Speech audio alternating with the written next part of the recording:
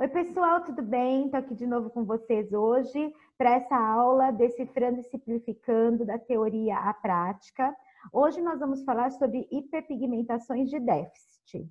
Antes da gente começar a aula, eu queria deixar um recado muito importante, que a gente vai ter um sorteio novamente do meu curso de corneoterapia presencial.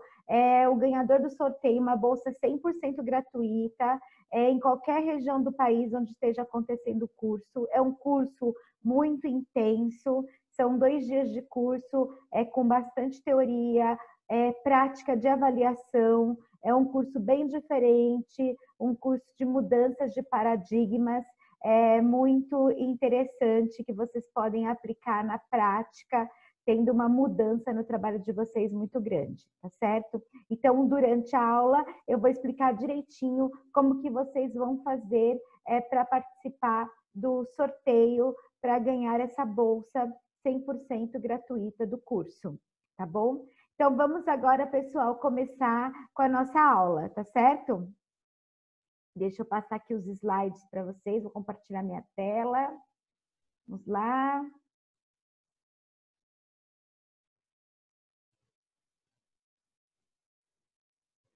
Então, vamos lá. Então, decifrando e simplificando, né, que é o nosso tema do Skin Science, da teoria à prática, hiperpigmentações de déficit. Para quem não me conhece, eu sou a doutora Fernanda Chauvin, sou farmacêutica bioquímica, formada pela Universidade de São Paulo, com curso de pós-graduação em cosmetologia, também pela Universidade de São Paulo, curso de especialização em dermocosméticos pela Universidade de Bruxelas, a primeira e única brasileira membro da Associação Internacional de Corneoterapia. Sou membro também da Sociedade Francesa de Cosmetologia, da Sociedade Internacional de Cosmetologia. Então, a minha praia, o que eu gosto, para quem me conhece, sabe muito bem, são dermocosméticos. Então, eu vou trazer esse artigo e depois eu vou trazer para a nossa prática do dermocosmético, tá certo? Este foi o artigo que eu escolhi, né, a hiperpigmentação periorbital. Esse artigo vai estar disponível para vocês após a aula no Telegram da Deni Halt Cursos, tá bom? Então não se preocupem que o artigo na íntegra vai estar lá para vocês depois da aula. Então é um artigo de revisão de 2016 que saiu no Jornal de Dermatologia Estética, falando da compreensão da hiperpigmentação periorbital. Bom, vamos lá para o início do artigo. Primeiro de tudo, a gente vai falar do resumo. Então, no resumo do artigo, ele fala assim, principalmente das causas, né, o que desencadeia essa hiperpigmentação periorbital, que é uma hiperpigmentação de déficit, eu classifico dessa forma, e alguns tipos de tratamento, então ele cita nesse resumo do artigo, falando principalmente das causas, né? Que são causas de vários fungos, tanto exógenos quanto endógenos. Genética, né? Genética hereditária, pigmentação pós-inflamatória, dermatite, edema, vascularização, sombreamento. Então, eu tenho várias causas da pigmentação da região de área dos olhos, tá certo? Bom, então, iniciando o artigo, ele fala assim sobre várias denominações que tem para a mesma disfunção. Então, muitos autores falam de hiperpigmentação periocular ou melanose periorbital, olheiras popularmente conhecida, escurecimento infraorbital, descoloração infraorbital ou hipercromia cutânea idiopática da região orbital. Então, existem várias denominações para a hiperpigmentação periorbital, tá certo?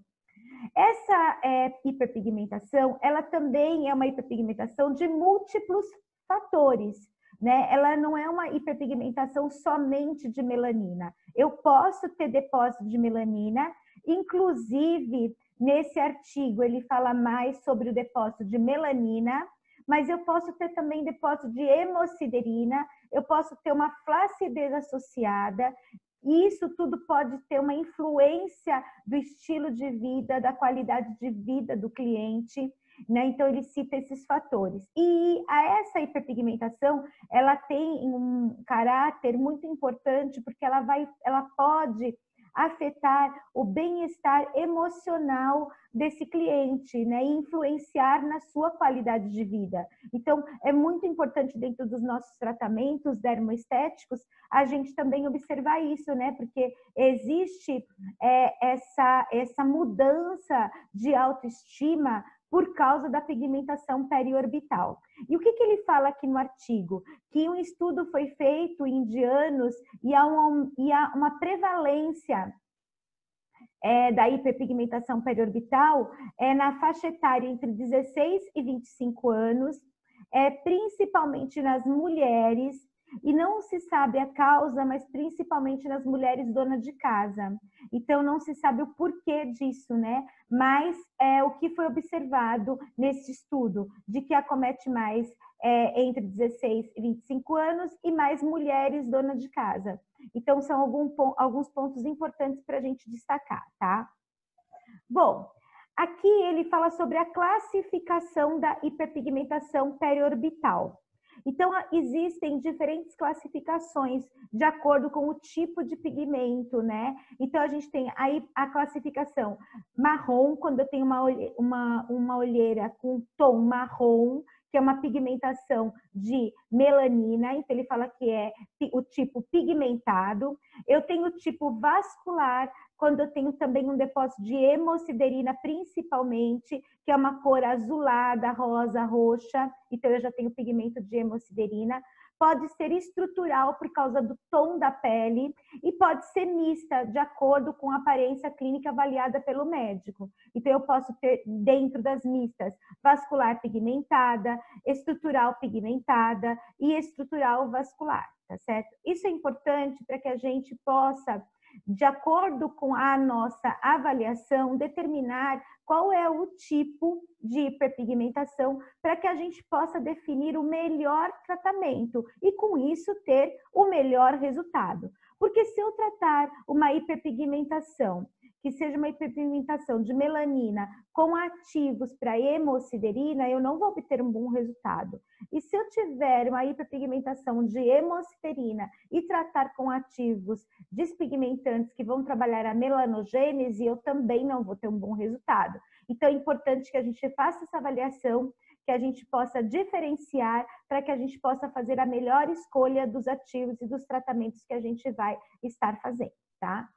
Bom, então aqui ele fala de alguns recursos clínicos para a gente poder fazer esse diagnóstico. A primeira coisa que ele coloca aqui para a gente é que essa pigmentação periorbital é caracterizada por um pigmento de cor clara, escuro e preto acastanhado ao redor das pálpebras e que dá uma aparência muito cansada ao paciente.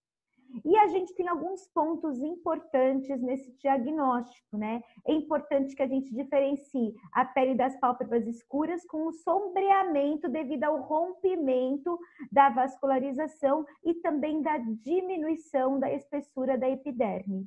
Como que pode ser feito isso? Através de um alongamento manual. Então, na nossa avaliação, a gente pode fazer alongamento manual. Esse pigmento praticamente desaparecer, na verdade, ele não é um pigmento verdadeiro, ele é um sombreamento, tá? Então, a gente pode fazer essa diferença de sombreamento para pigmento verdadeiro com o teste manual de alongamento do tecido. Tá? Então, a gente pode estar fazendo esse tipo de teste para a gente poder fazer essa diferenciação. Outro teste que a gente pode estar fazendo é através da luz de Wood. De acordo com a luz de Wood, a gente pode diferenciar se o pigmento está na derme ou se ele está na epiderme. Se ele estiver na epiderme, na luz de Wood o pigmento fica mais intenso. E se ele estiver na derme, na luz de Wood o pigmento fica menos intenso. Outra forma de diagnosticar é a utilização do ultrassom, para a gente verificar se há um aumento de edema por causa do aumento da vascularização. É lógico que esse tipo de teste não é um teste que a gente pode fazer dentro da clínica, mas aqui no artigo ele está falando que pode ser feito ultrassom para se avaliar se há um aumento da vascularização e com isso aumento do edema local. São pontos que ele coloca para avaliação, tá? Mas a avaliação, gente, ela é muito importante para nós também no que diz respeito à ficha de avaliação, porque como a gente vai ver aqui, a gente tem vários fatores que causam a pigmentação periorbital. Então, se a gente fizer uma boa avaliação, a gente vai conseguir determinar quais são os fatores e quais os tipos de pigmento que a gente tem. A gente tem os dois tipos de pigmento que podem estar nessa pigmentação periorbital. Pigmento de melanina, né, formado através da melanogênese, e o pigmento de hemosiderina, que ocorre por causa de um extravasamento vascular com o depósito dessa hemosiderina. Então, a gente tem esses dois tipos de pigmento. Então, o depósito de hemosiderina, ele é observado por causa do extravasamento e o depósito desse pigmento nesta região. Bom, quais as causas? São inúmeras as causas da pigmentação periorbital. Então, se a gente conseguir fazer uma boa avaliação, nós vamos determinar qual é a causa, e isso também dá um direcionamento na escolha do melhor tratamento. Então, uma das causas pode ser a causa genética ou hereditária, né? Então, aqui ele fala no nosso artigo que muitas famílias relatam que existem vários membros da família com hiperpigmentação periorbital. E ele fala de um caso onde 22 membros de 6 gerações diferentes foram afetados pela pigmentação periorbital, mostrando que ela pode ter sim um fundo genético hereditário, tá certo? Então, que é aumentado quando a pessoa se expõe ao estresse ou quando a pessoa não tem um descanso adequado, ela tem um descanso diminuído. Outra colocação, outro ponto que ele coloca aqui para nós é a pigmentação periorbital devido à melanocitose dérmica, né? A melanocitose dérmica é caracterizada pela presença de melanócitos na derme. Então, aí eu tenho uma pigmentação na derme. E essa pigmentação, ela tem uma aparência cinza, ela é um pouco diferente, então a gente também consegue diagnosticar e avaliar por causa da coloração da pigmentação. Ela é um cinza e um azul acinzentado, não é arroxeado e nem marrom. Então, essa é uma melanocitose dérmica. E essa melanocitose dérmica, ela pode ser causada por causas congênitas, por mudanças hormonais, por exemplo, na gravidez, por causa da exposição excessiva ao sol ou por causa de dermatite atópica crônica. Então, tudo isso pode causar essa melanocitose dérmica, tá? Então, por isso que na avaliação nós temos que fazer todos esses pontos, a gente tem que elencar todos esses pontos na nossa avaliação. Outra causa da pigmentação periorbital é a pigmentação, a hiperpigmentação pós-inflamatória. A pigmentação pós-inflamatória, ela acontece por uma pigmentação excessiva que aconteceu, uma pigmentação excessiva decorrente de uma inflamação. Então, por causa de uma dermatite, por causa de uma alergia ou por causa de outros tipos de disfunções dermatológicas, ou por causa de arranhões, ou por causa de medicamentos, eu tenho a hiperpigmentação pós-inflamatória. Então, essa pigmentação pós-inflamatória pode causar a hiperpigmentação na região periorbital. Outra coisa também importante que ele coloca aqui é a vascularização superficial, causando a hiperpigmentação periorbital. Olha que coisa interessante, pessoal. A gente tem na região de área dos olhos uma pele muito fina, a epiderme ela é extremamente fina. Por ela ser extremamente fina, o que vai acontecer? Os vasos, a vascularização vai ficar mais aparente. Qualquer tipo de agressão pode causar um extravasamento dos vasos e do sangue dos vasos, e isso causar um depósito de hemosiderina. Então, essa localização superficial da vascularização local pode acarretar essa hiperpigmentação, tá certo? Então, é um ponto importante. E neste caso, um dos fatores que acontece e que aumentam essa vascularização é durante o ciclo menstrual. Então, durante a menstruação, há um aumento por causa da mudança hormonal, há um aumento da vascularização, podendo ter o aparecimento dessa pigmentação periorbital, que no caso pode ser transitória, não é uma pigmentação definitiva, ela é uma pigmentação que pode ser transitória, no caso, quando a gente está no período pré-menstrual. Outra coisa que ele coloca aqui, só voltando aqui um pouquinho, gente, olha, vocês podem observar que a pigmentação na foto, pigmentação pós-inflamatória, tá? Sabe o que causa muito a pigmentação pós-inflamatória também? Alergia a esmalte.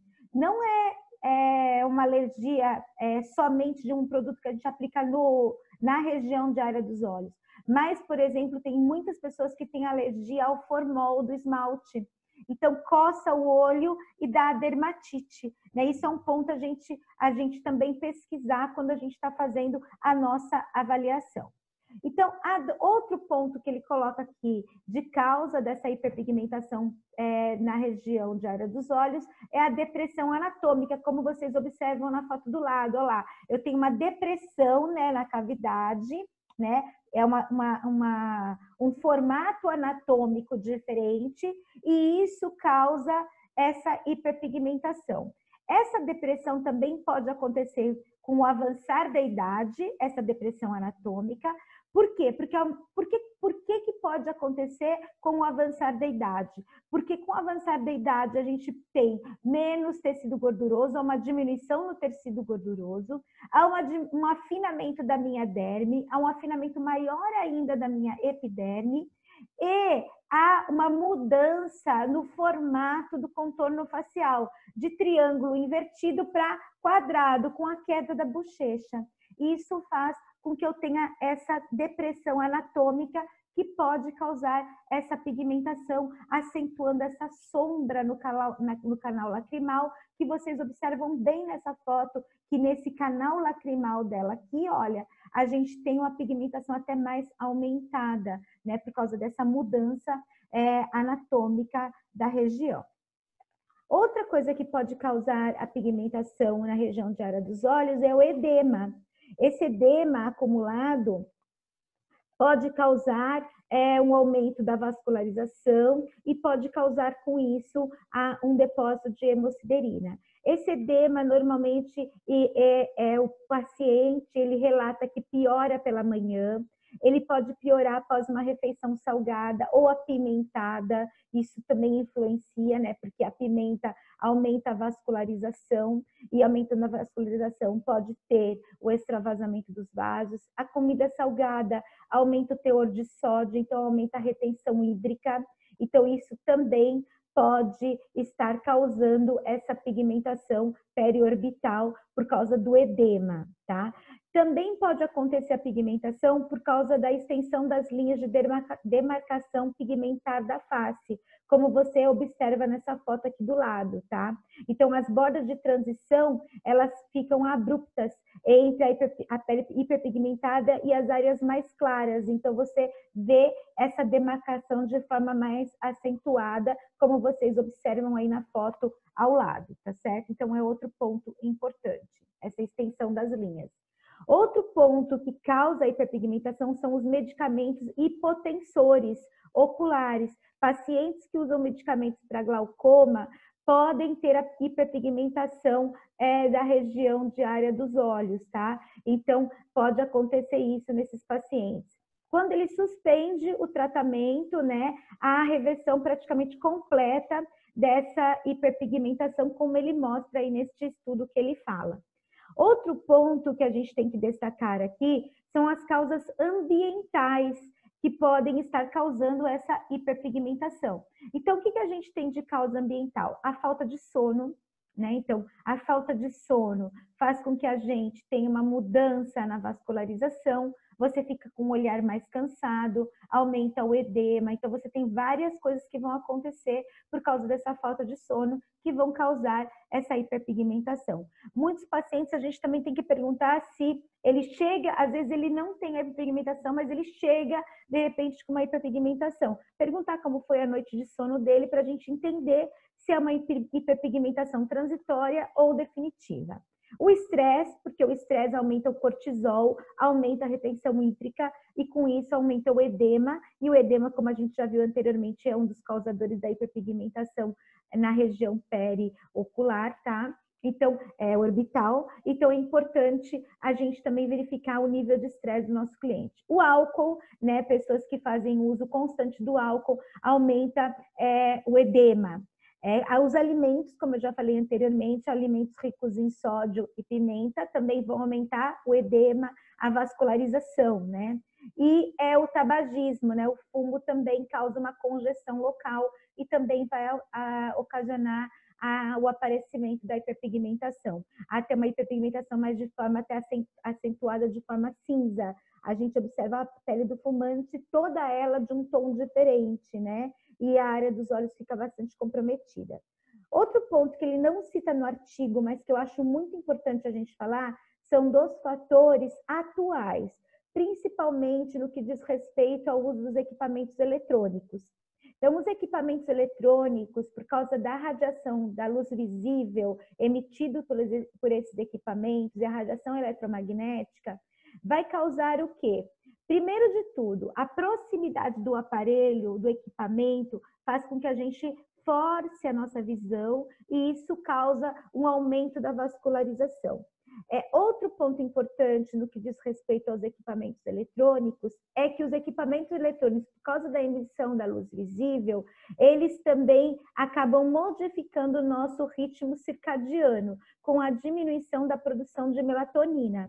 Desta forma, a gente acaba não tendo uma noite de sono adequada. Então, esse é um outro ponto importante, né? E se a gente pensar no momento que a gente está vivendo hoje, onde a gente tem, hoje, nesse momento da quarentena, a gente está muito mais exposto aos equipamentos eletrônicos, né? Até os adolescentes, um período muito maior aos equipamentos eletrônicos, a gente acaba observando que essa faixa etária menor acaba tendo o aparecimento da hiperpigmentação periorbital por causa do uso excessivo do equipamento eletrônico. As aulas passaram a ser online, eles ficam muito mais tempo expostos a essa radiação, a essa luz, e isso faz com que haja mudança do ritmo circadiano, haja um foco excessivo na luz dos equipamentos, e isso acaba causando a pigmentação periorbital, e a gente observa que os adolescentes estão com aumento dessa hiperpigmentação. Eu tenho um exemplo vivo aqui dentro de casa, né, com os nossos filhos, os dois acabam passando muito tempo no equipamento eletrônico, eles têm fototipo baixo e olhos claros, isso também é um outro ponto importante a gente avaliar. Pessoas com os olhos claros, elas acabam tendo uma tendência maior à hiperpigmentação, porque acaba forçando muito a vista, né? Porque acaba que a luz do equipamento, ela causa uma determinada fobia, e isso faz com que você acabe tendo um foco maior e acaba tendo o aparecimento de um edema, aumento da vascularização e a pigmentação, normalmente uma pigmentação arroxeada, que é a pigmentação de hemosiderina, tá? Então, esses são alguns pontos importantes que ele fala aqui no artigo, que são os causadores da hiperpigmentação pós-inflamatória. E aí agora ele começa a falar no artigo sobre os tratamentos. Ele dá maior ênfase para os tratamentos relacionados à pigmentação de melanina neste artigo, mas nós vamos falar também sobre os ativos relacionados à pigmentação de hemosiderina, que eu considero muito importante, principalmente por causa das causas ambientais no que diz respeito aos equipamentos eletrônicos, ao edema, alimentação, tudo isso, né, ao exposome. Então, quando ele cita aqui os despigmentantes, né, ele fala muito dos clássicos, né, dos produtos clássicos que a gente tem para inibição da tirosinase. Primeiro produto que ele fala no artigo é sobre o uso da hidroquinona. A hidroquinona, como a gente sabe, é um ativo clássico para o tratamento da hiperpigmentação, pois inibe a tirosinase. Contudo, a hidroquinona ela tem a possibilidade de várias reações adversas, né, efeitos colaterais, como, por exemplo, a onocrose, hipocromia transitória, pigmentação pós-inflamatória, pode causar irritabilidade, coceira, fotossensibilização, pode causar pigmentação em forma de confete. Então, a hidroquinona, apesar de ser um ativo que é muito utilizado, porém já está proibido em vários países, por quê? Porque ela tem todos esses efeitos indesejáveis. Então, o que eu coloco aqui para vocês? Realmente, será que eu devo utilizar?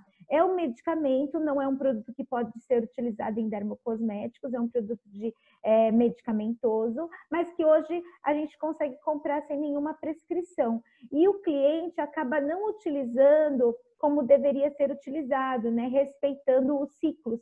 Ele acaba usando de forma indiscriminada, em dosagens altas, causando toda essa sensibilização cutânea e todas essas reações que a gente já conhece em relação à hidroquinona. Ele cita no artigo, mas aqui eu deixo para vocês essa discussão. Será que a gente deve utilizar esse produto ou a gente tem outros despigmentantes que têm uma ação tão boa quanto a hidroquinona, não tendo os riscos da hidroquinona, como, por exemplo, a nicotinamida, que foi feito os estudos dela em relação à hidroquinona e foi demonstrado que ela tem uma ação despigmentante tão boa quanto a hidroquinona.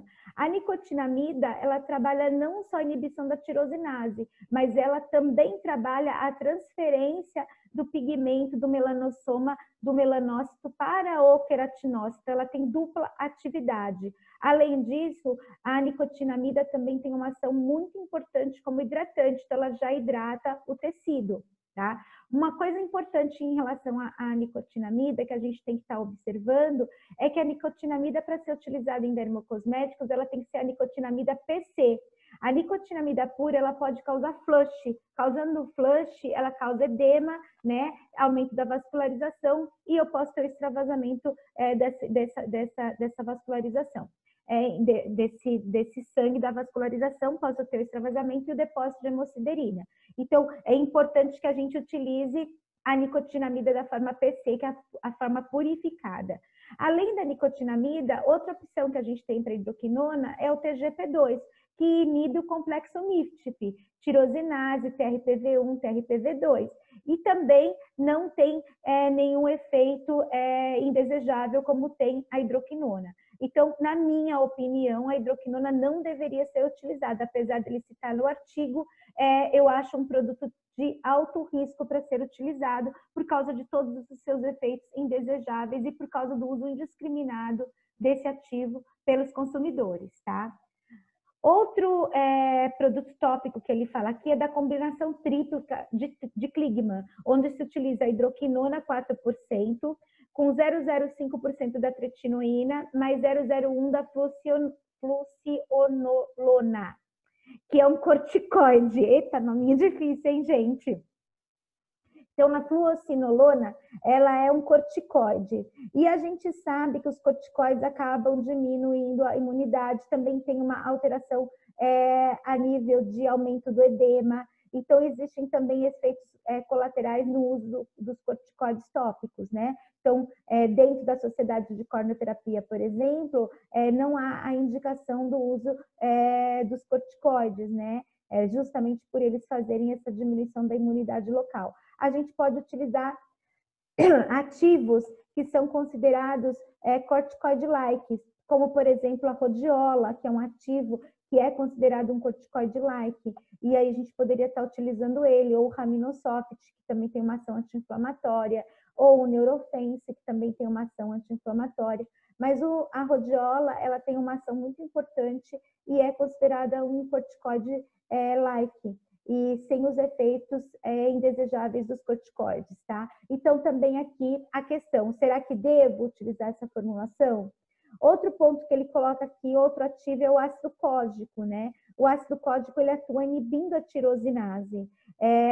E aqui ele fala de uma formulação onde foi utilizado ácido códico com ácido glicólico a 10% e 2% de hidroquinona, uma formulação bem potente, mas que também tem muitos riscos, principalmente de irritabilidade. Lembrando que o ácido glicólico, ele pode abrir os canais de cálcio, com isso pode ter um aumento de TRPV1, aumento de POMC, gerando um estímulo rebote no nosso melanócito. Então, o uso do ácido glicólico pode ocasionar um rebote, principalmente na região da área dos olhos, onde a gente tem uma epiderme muito fina, tá? Então, aqui, de novo, a gente pode estar utilizando outros despigmentantes, né? Aqui, por exemplo, nós podemos utilizar o nopegmerin, que seria o ácido ferrúlico de terceira geração, né? Que seria o fator de crescimento considerado de terceira geração. A gente pode estar usando o nopegmerin, seria uma alternativa, tá? Ou, por exemplo, a gente poderia usar o Citiguard, que trabalha justamente a inibição do POMC, ou o Neurolite, que também diminui POMC, e com isso acaba diminuindo a melanogênese, tá? Sempre aqui nós estamos falando do pigmento de melanina, porque é o que ele mais cita neste artigo, tá bom?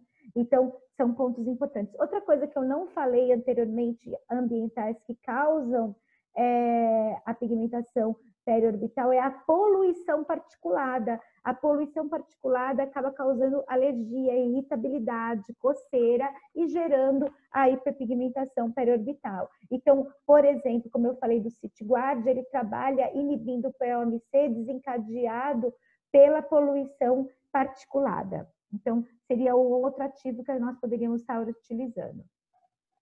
Outro ativo que ele cita aqui é o ácido azelaico. O ácido azelaico, ele tem uma ação que a gente sabe muito bem para peles acneicas, mas ele também tem um efeito na inibição da tirosinase.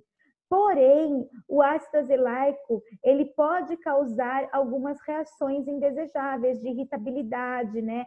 Pigmentação pós-inflamatória. Então, ele pode causar algumas reações por causa da irritabilidade. Apesar dos estudos mostrarem que ele é eficaz na pigmentação pós-inflamatória, né? Também tem uma ação promissora na hiperpigmentação periorbital, ele pode causar uma irritabilidade. Então, a opção ao ácido azelaico seria a azeuglicina. A azeuglicina é um ácido azelaico modificado, que tem menos caráter irritativo. Então, vai trabalhar da mesma forma que o ácido azelaico, porém, não tem o risco de ter nenhum tipo de irritabilidade local. Outro ativo que ele coloca é o arbutin. O arbutin inibe a atividade da tirosinase e também inibe a atividade do melanossoma. E os seus efeitos são dose dependentes. Porém, concentrações altas de arbutin podem causar hiperpigmentação. Então, normalmente se usa 3%. Uma opção ao uso do arbutin é o alfa-arbutin. O alfa-arbutin, ele pode ser utilizado em concentrações maiores, tá? E ele não tem esse risco de causar uma hiperpigmentação rebote, como tem o arbutin. Outro ativo que ele coloca, bem conhecido da gente, é a vitamina C. Então, ele fala aqui do uso do ácido ascórbico como um antioxidante. Contudo, essa preparação do ácido ascórbico para a região dos olhos, ela é um pouco complicada. Por quê? Porque o ácido ascórbico ele só é estável em pH ácido. E produtos de pH mais ácido para essa região podem causar irritabilidade. Então, a gente já viu que a irritação pode causar aumento da vascularização e uma pigmentação posterior. Então, o uso da vitamina C na sua forma ácido ascórbico não seria o indicado. O que seria o indicado? A gente utilizar os análogos da vitamina C, como, por exemplo, o VCPMG, o glicosídeo ascorbil, que é o A2G, que são a vitamina C conjugada com outros ativos que vão diminuir a sua irritabilidade e vão também melhorar a estabilidade dela. e por esse motivo não tem que ser formulados em pHs ácidos. Então, esses seriam formas da vitamina C mais importantes para ser utilizado principalmente nessa região da área dos olhos, tá certo? Então, seria uma forma mais segura, na verdade, né, em relação a essa região. É utilizar o VCPMG ou a A2G. Lembrando que a maior atividade do ácido ascórbico é como antioxidante. Então, no restante da face, a gente poderia estar utilizando o ácido ascórbico e na região de área dos olhos, a gente poderia passar a utilizar os análogos do ácido ascórbico. Outro produto que ele fala tópico para ser utilizado são os protetores solares.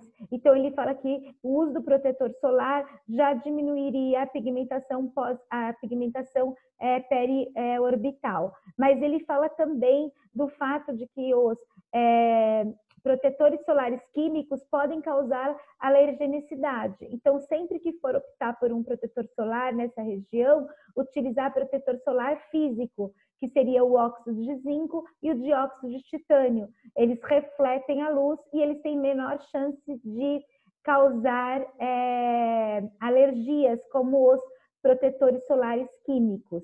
Então, opção protetores solares físicos. Bom, aqui ele fala de outros tipos de tratamento que nós podemos ter. Então, ele fala do uso dos peelings, tá? Então, ele fala do uso do peeling do ácido glicólico a 20% para ser utilizado nessa região, ou o ácido lático a 15%, que pode estar combinado com o tricloracético. Porém, essas combinações, né, porcentagens acima de 10% não são permitidas para formulações dermocosméticas, né? Então, nem do ácido glicólico a 20 e nem do ácido lático a 15, tá? Porém, o melhor produto, o melhor peeling para essa região, no que diz respeito à pigmentação de hemosiderina, é o tilglicólico, que não está sendo citado nesse artigo, mas ele tem uma importante ação na região e é o peeling de escolha para a região de área dos olhos, porque ele acaba fazendo a quelação do ferro no depósito de hemosiderina. Então, é o ativo que a gente escolheria para estar trabalhando as hiperpigmentações de hemosiderina. E também a gente poderia estar utilizando aqui o ácido biônico quando a gente fala de hiperpigmentação de melanina. Lembrando que o ácido biônico, no caso do ácido maltobiônico, já existem estudos falando dele também na inibição da melanogênese, tá? Então, alguns estudos mostram ele falando na inibição da melanogênese. Além disso, o ácido biônico, que no caso seria o maltobiônico, da família dos ácidos biônicos, ele também tem uma ação muito importante na formação de um gel que retém até 30% de água, e isso causa um aumento da hidratação. Além disso, o ácido biônico mostrou também ter um efeito sobre o aumento do nosso extrato córneo e a compactação desse extrato córneo. Vamos lembrar que a pele dessa região, a epiderme dessa região, ela é muito fina. Então, se a gente conseguir um espessamento da epiderme na região, a gente consegue diminuir a aparência da circulação, da vascularização. Com isso, consegue diminuir a possibilidade de extravasamento dessa vascularização e assim o aparecimento do depósito de hemosiderina. Então, esse ácido biônico ele tem a capacidade de aumentar a coesão do extrato córneo. Então, torna o extrato córneo uma barreira muito mais eficaz. Tá? Então, aqui duas opções que a gente tem dentro dos peelings. O bionic acid, no caso, bionic acid, que seria o ácido bionic, no caso do depósito de melanina, e o tilglicólico quando a gente está falando em depósito de hemosiderina. O que a gente tem? A gente tem hoje, pessoal, uma grande desvantagem do tilglicólico, que é o odor dele bem característico de enxofre. Então, isso é um ponto negativo para o tilglicólico. Porém, existe já no mercado o ácido tilglicólico nanosferizado, que tem o seu odor um pouco reduzido. Não é totalmente, mas ele é um pouco reduzido. E é um dos ativos de escolha para tratamento de hiperpigmentação periorbital, tá? Outros tratamentos que ele coloca são, por exemplo, o uso do laser, né, para pigmentação de melanina, hemosiderina, o uso do CO2 para diminuir aquela frouxidão do canal lacrimal, o uso da luz pulsada. Então, aqui ele fala de alguns equipamentos que a gente pode estar utilizando para pigmentação periorbital. Lembrando que a gente pode associar o dermocosmético com esses equipamentos, tá bom, pessoal? Porque a gente pode estar potencializando o nosso tratamento através dos dermocosméticos com o uso dos equipamentos, essa sinergia. A sinergia, quando ela é adequada, ela é muito importante e traz resultados muito satisfatórios, tá? Então, a gente pode estar associando. Nesse artigo, ele não cita os ativos para remoção de hemosiderina, tá?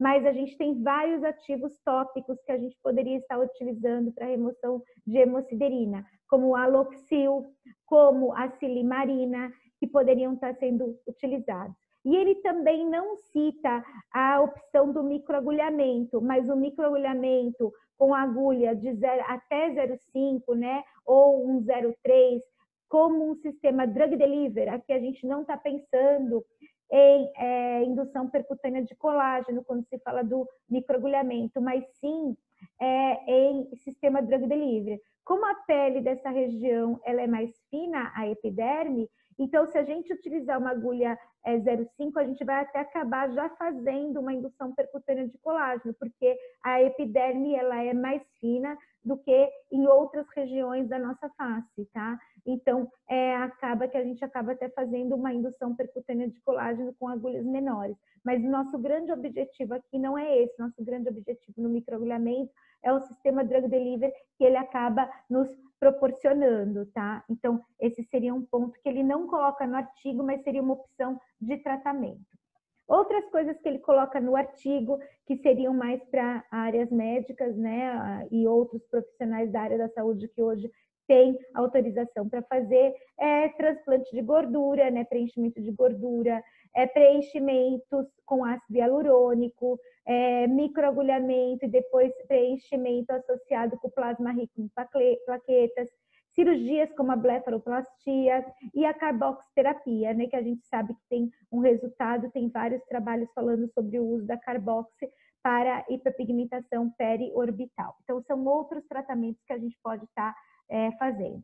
Coisas que ele não coloca no artigo, que seriam bem interessantes da gente estar fazendo. Por exemplo, a microcorrentes, porque a microcorrente aumenta a TP e toda célula precisa de energia para trabalhar, aumenta também a permeação do ativo. Então, um tratamento que a gente poderia estar fazendo seria com a microcorrente. Outro tratamento que ele não fala aqui, que está sendo bem utilizado, é o jato de plasma e o eletrocautério, tá? São outros que estão sendo bem utilizados. Mas lembrando, pessoal, que a gente tem que ter bastante cautela quanto ao uso de todos esses equipamentos, porque como é uma região muito sensível, com uma epiderme muito fina, muito vascularizada, a gente pode ter sim uma hipopigmentação ou uma hiperpigmentação rebote, tá? Então tem que se tomar muito cuidado com o uso dessas técnicas.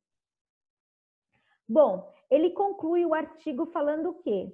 Que a hiperpigmentação periorbital é uma condição comumente encontrada e a gente observa um aumento muito grande dos pacientes com hiperpigmentação nos últimos tempos.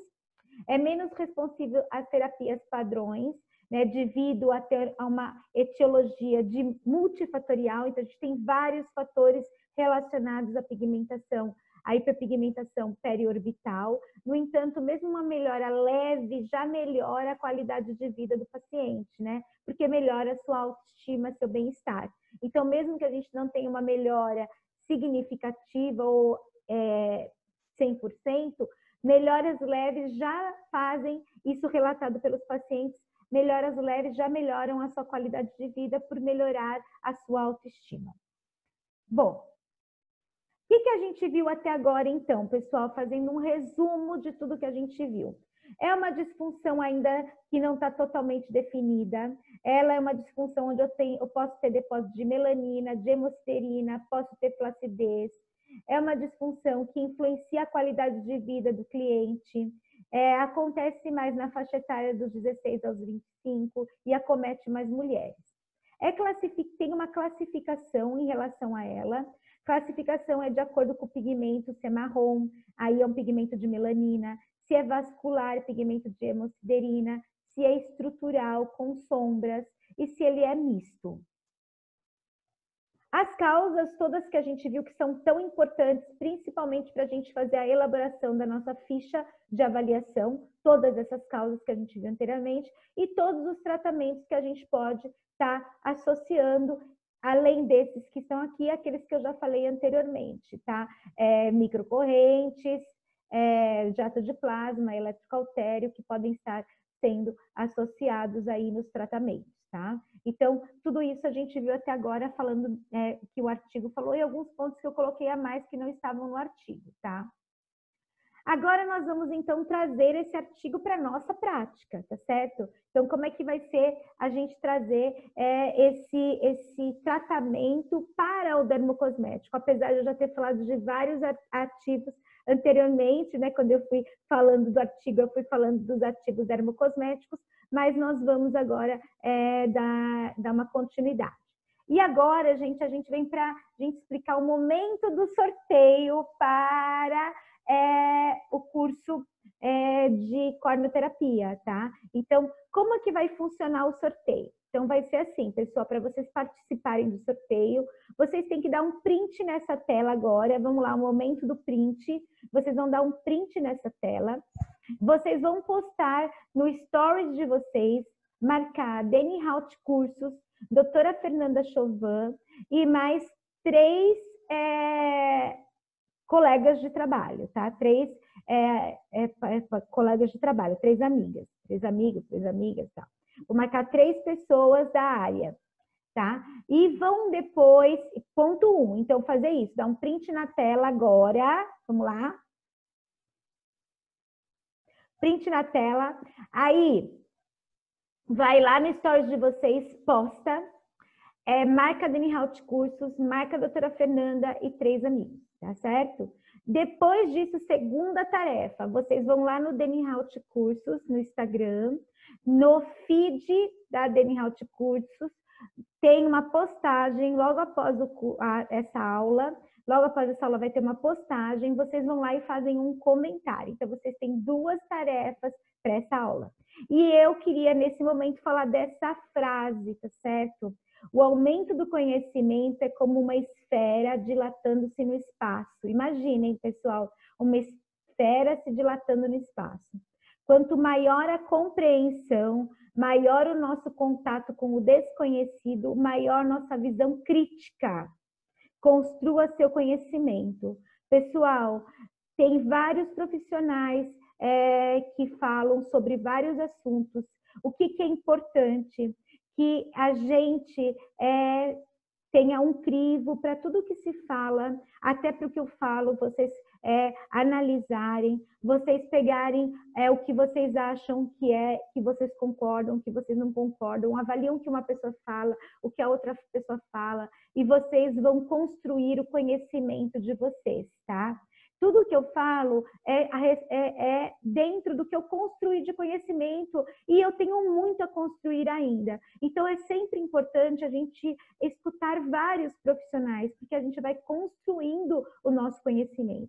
E quando a gente tem mais conhecimento, a gente se torna muito mais crítico a tudo que falam para a gente.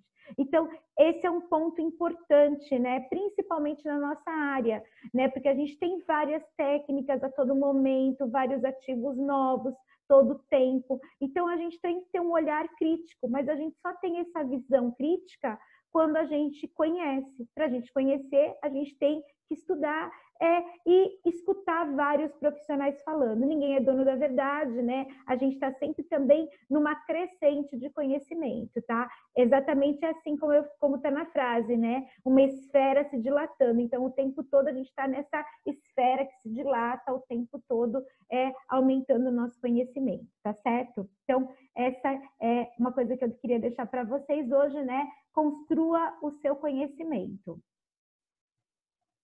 Bom, quais os tratamentos que a gente tem, né, aqui, que eu mencionei, e quais os ativos principais? Então, a gente tem os ativos que vão trabalhar a hemosiderina, lembra, a pigmentação de hemosiderina. O aloxil, a magnólia, silimarina, o ácido tilglicólico, o ácido alfa-lipoico. Eles vão trabalhar o pigmento de hemosiderina. O que vai trabalhar os pigmentos de melanina e que tem baixa irritabilidade. Os despigmentantes, por exemplo, como o Citiguard, que eu falei, como o Nopigmerin, o TGP2, a nicotinamida, o ácido tranexâmico, porque o ácido tranexâmico inibe a prostaglandina, então inibe o processo inflamatório, a pigmentação pós-inflamatória. É um ativo muito importante para trabalhar essa região, tá? Porque ele inibe o processo inflamatório, porque inibe a prostaglandina. Os ativos que vão trabalhar o edema, vão diminuir o edema, então o Actiflow, a Regener, Citiguard, Beautify vão trabalhar o edema. O aloxil também trabalha o edema, tá certo, pessoal? Que é o ativo hoje que tem mais trabalhos, é o ativo mais conceituado hoje dentro dos trabalhos de pigmentação periorbital, é o aloxil, mas tem outros esses que eu falei para vocês aí. Ativos anti-inflamatórios, por exemplo, como a rhodiola, Raminosoft, Neurofence, alfa-bisabolal, ácido glicirrísico, né, que é do Alcaçuz, tem uma ação muito importante como anti-inflamatório. A rhodiola, como eu falei anteriormente, é considerado um corticoide-like. Os peelings, como o ácido tilglicólico, ácido alfa-lipoico, esses dois para depósito de hemosiderina, e o bionic acid, que é o ácido maltobiônico para depósito de melanina, lembrando que o ácido maltobiônico aumenta a coesão entre os corneócitos, melhorando então essa barreira cutânea, muito importante, porque eu tenho um afinamento da minha epiderme nessa região, então é importante a gente trabalhar isso. Outras técnicas complementares, como a carboxiterapia, o microagulhamento, microcorrentes, e os normalizadores da barreira, tá? Então, esses são pontos para que a gente possa trabalhar a pigmentação periorbital. Para que a gente fale um pouquinho da hemosiderina e dessa reação deficitária, a gente tem que entender como é que acontece isso, tá? Para a gente perceber que o processo de formação da hemosiderina, ele é totalmente diferente do depósito de melanina. Então, a agressão dos fatores externos, né, alimentação, como eu falei, aumento do edema, pigmentação pós-inflamatória, todos aqueles fatores. Com isso, há uma diminuição da oxigenação da nutrição e circulação local, aumento das substâncias vasodilatadoras como a histamina, citocinas pró-inflamatórias e metaloproteinases. Olha que ponto importante, pessoal, que o ácido maltobiônico, ele inibe as metaloproteinases. As metaloproteinases são as enzimas que degradam proteínas, no caso o colágeno, e a parede do vaso, ela é formada por colágeno. Então, se eu tenho um aumento das metaloproteinases, eu tenho um aumento da degradação do vaso. Então, há um aumento dessa degradação, um aumento dessas substâncias vasodilatadoras. Com isso, há um aumento da porosidade do capilar, relaxamento e dilatação dos vasos. Então, há um aumento dessa porosidade, aumento do relaxamento e dilatação dos vasos. Com isso, com esse aumento da dilatação dos vasos, da porosidade, há um aumento na permeabilidade capilar sanguínea, facilitando com que as células de defesa circulantes no sangue atinjam a área agredida, e a formação, então, de depósitos de ferro e a formação do radical livre, que é o pior que tem, que é o NO, tá? Acontece também um depósito de hemácia. Esse depósito de hemácia sofre uma fagocitose e aí há a formação desse pigmento que é resultante da degradação da hemoglobina, que é chamada de hemosiderina. Então, vocês observam que esse processo bioquímico da formação da hemosiderina e do aumento dos radicais livres causados pelo ferro são um processo bioquímico totalmente diferente, que não tem nada a ver com o processo bioquímico da melanogênese. Por isso que a gente tem que fazer o tratamento da pigmentação de hemosiderina de outra forma. Então, os principais ativos para trabalhar a hemosiderina são o aloxil, para dispersar a hemosiderina, os quelantes de ferro, como a silimarina, o ácido tilglicólico, ácido lipóico e a magnólio, tá? Então, a gente tem esse grupo de ativos que são ativos que a gente vai trabalhar, então, esse depósito de hemosiderina.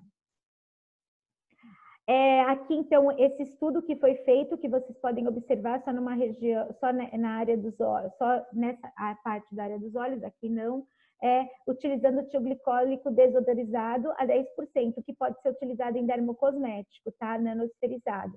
Então, nesse estudo, o ativo libera, como ele está nanosferizado, ele libera o tilglicólico num período de até 10 horas. Então, tem que ser feita a aplicação de preferência na clínica e por até 10 horas, não pode se remover por até 10 horas a liberação desse ativo, tá?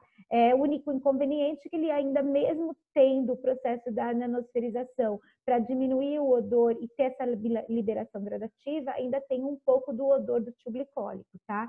Mas olha o resultado bem legal da pigmentação que foi feito só só hemiface, na outra hemiface não. Aqui, também utilizando o tilglicólico a 10%, tá? Outro estudo utilizando o tilglicólico a 10%, vocês podem ver como também diminuiu essa pigmentação, né?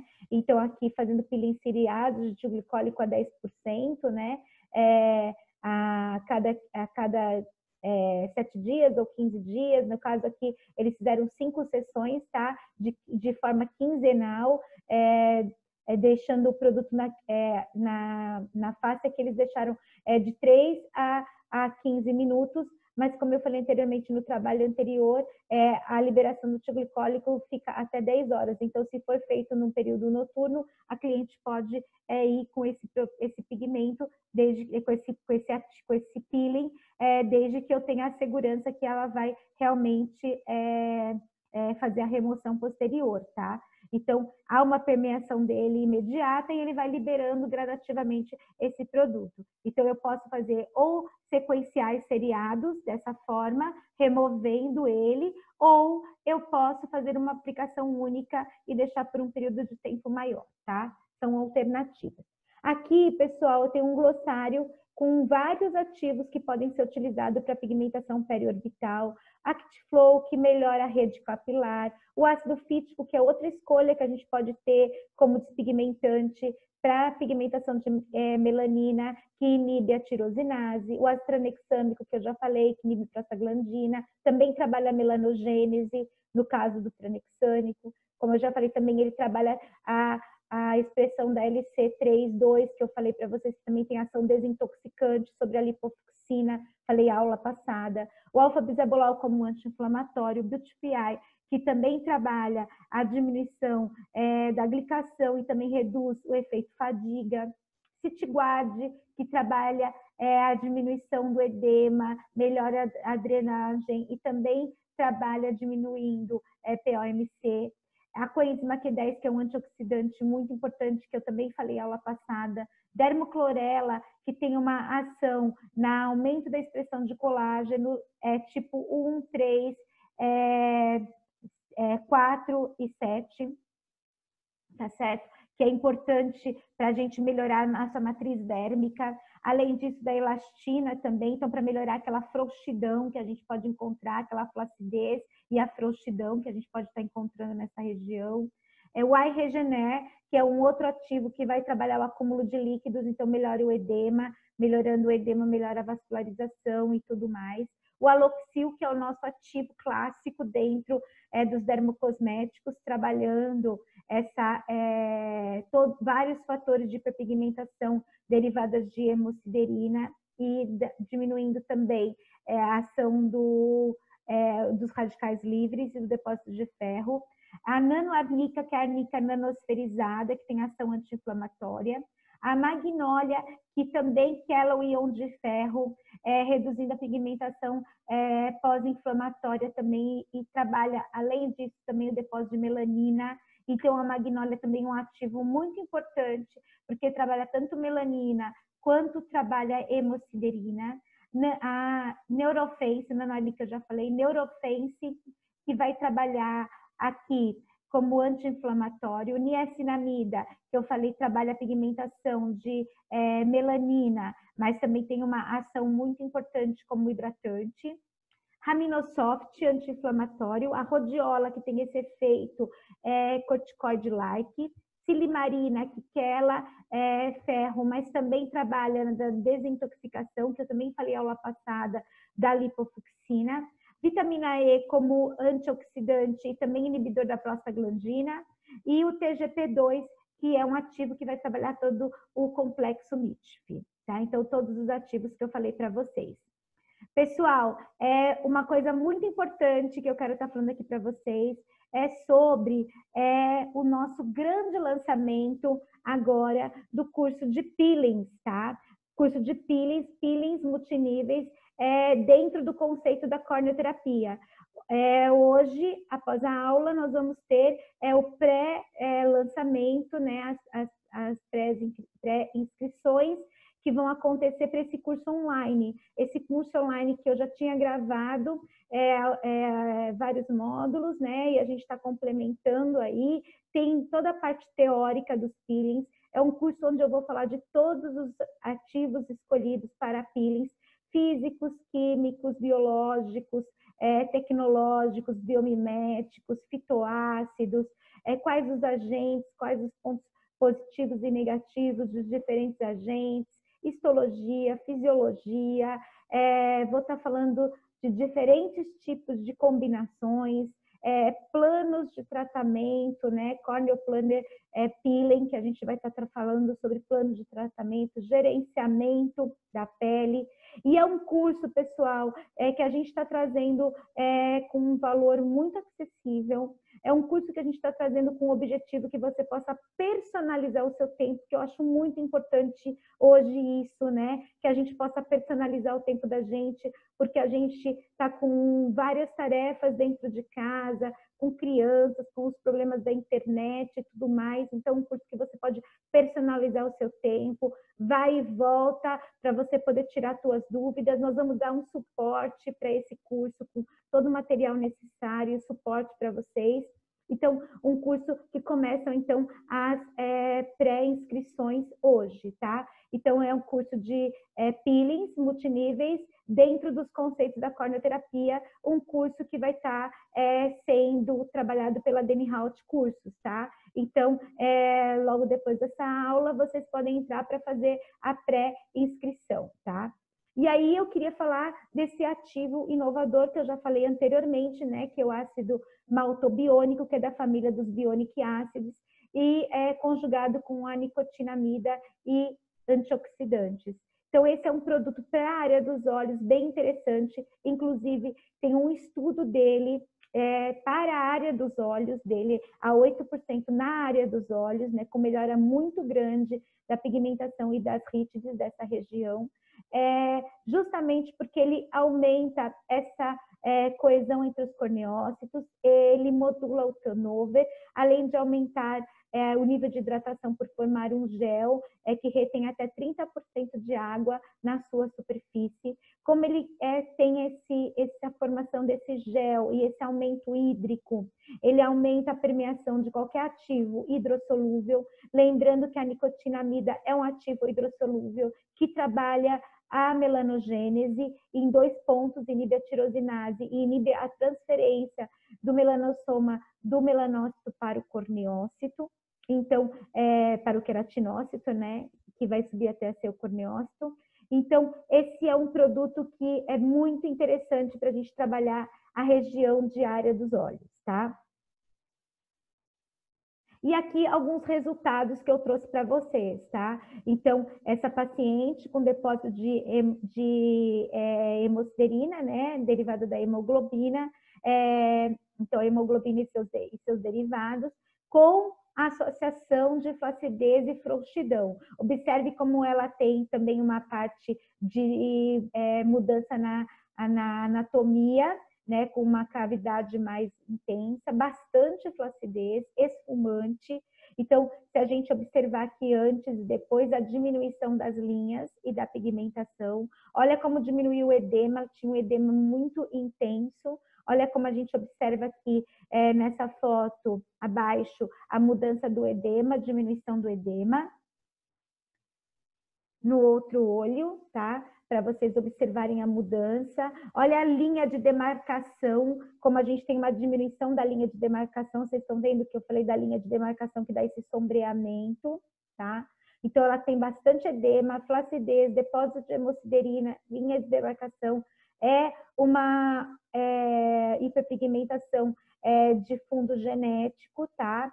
Mas também teve o fato de ser tabagista por muitos anos. Então, olha, gente, como a gente conseguiu muito grande a diminuição do edema. E aqui o total de 6 sessões, tá? Então, após 6 sessões, utilização de primeiro 3 sessões, aí depois 6 sessões, com a utilização de uso profissional e home care. Os resultados que a gente conseguiu aqui nesse tratamento. E é isso, pessoal. Eu queria muito agradecer vocês pela aula de hoje. Espero que vocês tenham gostado da aula de hoje. A semana que vem a gente vai falar sobre hiperpigmentação de defesa, que é a melanina, tá? Aí a gente vai falar sobre a melanogênese. Pessoal, uma boa noite para vocês, um bom final de semana e até a semana que vem. Um grande beijo. Lembrando de todas as tarefas que vocês têm para participarem do sorteio e que estão abertas as pré-inscrições para o meu curso de PIR.